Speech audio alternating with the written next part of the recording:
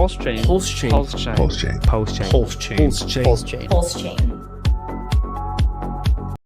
So it looks like Richard Hart means business tonight. He's gone in with a tweet storm. He's gone in with 18 tweets in 1 hour, and he says, prepare for an educational tweet storm. Y'all need education badly. And this is where it starts here. That was the one we just saw. And the first one is, I brag often about having designed things that have worked flawlessly for years, so people buy things I didn't design at all. Then they take no responsibility for their own choices. Most tokens suck, which is why no sane person promotes most tokens. So when you take Ethereum and copy it, all of the things come over, the good, the bad, and the ugly. And for things that aren't actually decentralized or have counterparty risk, like hoping a DAO votes for not evil, then then the thing that sucked over there likely sucks even more on the copy. Wouldn't it be funny that in a world where people will buy any stupid ticker at all, whether it be a dog coin or a food coin or a buck coin or whatever, wouldn't it be very, very stupid to pick a meme-like coin to popularize it, that in fact it would just laden with counterparty risk out the yin-yang? I tweet more about inflation and counterparty risk all the time, but like no one listens. So they choose as their champion the thing that they don't even understand. So dumb. That's another one he's going in. So this one now about Pulse and PulseX. PulseX and Pulse benefit from volume because there is so much buying and burning mechanics all over the place. PulseX has burned tons of supply, and PLS has as well. However, that reduction in supply only shows up net in price if it exceeds the idiots being extracted buying stupid things. So if people are not already in the chain while buying into the new thing, prices might tend to go up. However, if people just PvP extracting internally, then every new stupid thing they try to FOMO just results in the new extractor, whether it be the founder of a new coin or an exploiter of a stupid coin becomes potential sell pressure or actual dumping. Next on to Solana. Solana was totally and completely wrecked, but had so much free press about being wrecked that they got a free lottery ticket towards pumping back up. Didn't matter if the chain froze often and needed rebooted, as long as people kept buying for whatever reasons. Memes, I guess, go up.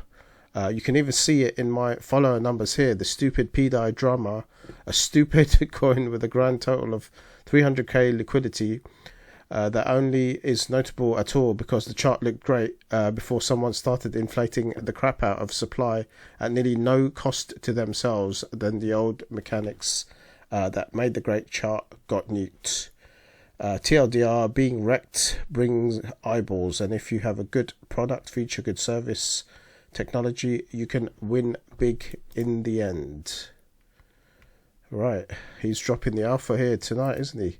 What's the difference between 1,000 tokens being worth nearly nothing and PDI being worth nearly nothing? Not much. The vast majority of P tokens aren't worth crap. The only difference was that the promoters of PDI did so much lying and gave out so much opium that it actually on-ramped people. The problem is they didn't know the lies they were telling.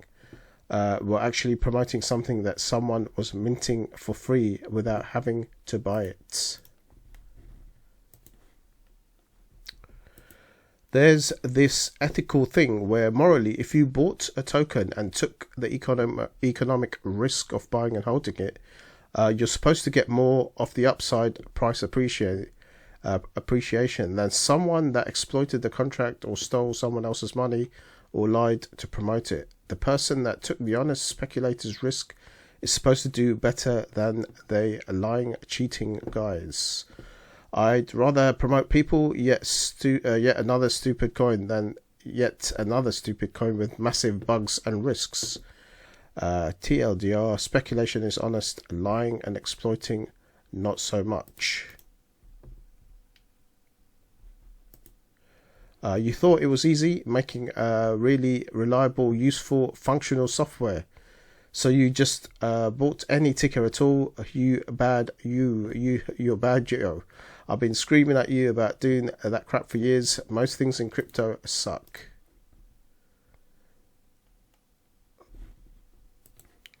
Right, on to the pump.tires tweets. PLS works great. PLSX works great. Pump tires works great. Hex works great. Great working software alone doesn't control whether people press the buy or sell button. It seems marketing is mostly responsible for that. Or Ethereum would have a higher market cap than Bitcoin, and I can make a long list of other things that whose price would be different as well. In an ecosystem where anyone will buy anything, no matter how stupid, I guess that's the reality that's been created. TLDR, the crap you bought sucking doesn't mean the crap I designed sucks. Buy better stuff. Right, another one with pump.tires here. General education you sorely need through experiments. You launch a token on pump.tires, the token becomes popular with Ethereum folks. They bridge in and buy it.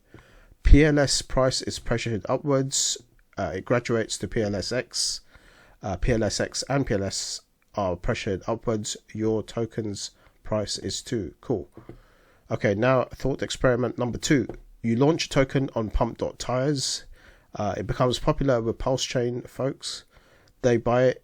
PLS price in dollar doesn't move at all. It just went from their hands to the token launcher's hands. The launcher sells the PLS for DAI and bridges out. You see the difference? Launching tokens or not, tokens going up in value or not, what really matters is all the activity creating more market rarity of the token that you care about.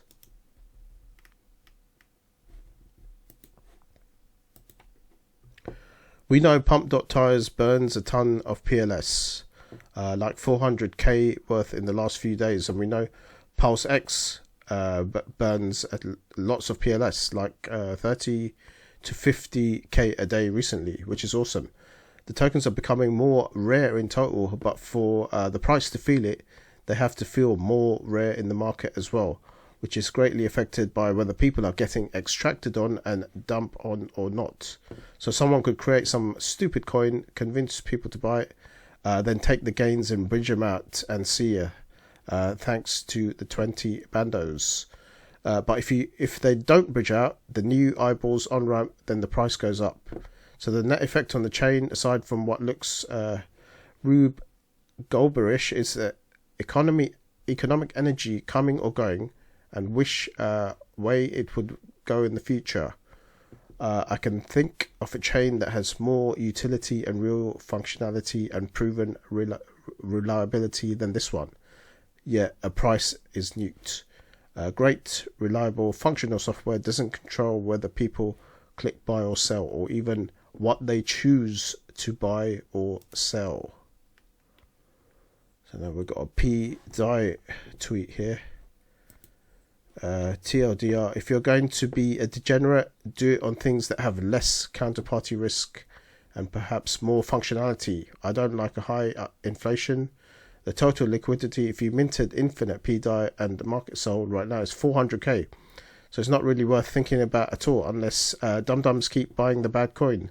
Why buy a coin that sucks? You know the whales that own maker on Ethereum can just come and do what they want to those contracts at will, right?